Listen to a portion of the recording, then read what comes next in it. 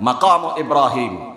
আল্লাহ রাব্বুল আলামিন পরের বার অর্থাৎ আদম আলাইহিস সালাতু ওয়াস সালামকে এই কাবাঘর পুনর্নির্মাণ করার জন্য ঘোষণা করলেন।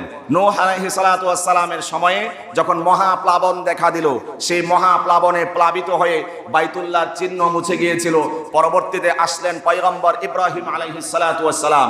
আল্লাহ রাব্বুল আলামিন সেই ইব্রাহিম পয়গম্বরকে কাবা পুনর্নির্মাণ করার জন্য নির্দেশ দিলেন। তিনি নির্মাণ করছেন, যেই পাথরের উপরে দাঁড়িয়ে নির্মাণ করছিলেন, পাথরগুলো ইটগুলো সেট করছিলেন, সেই পাথরটার নাম হচ্ছে মাকাম ইব্রাহিম।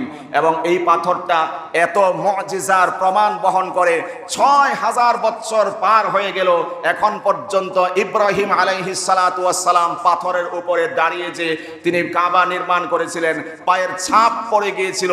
৬,০০০ বছর পরেও সেই ইব্রাহিম নবীর পয়গম্বরের ছাপ সেই পাথরের মধ্যে আজও পর্যন্ত চিরভাস্বর হয়ে রয়েছে।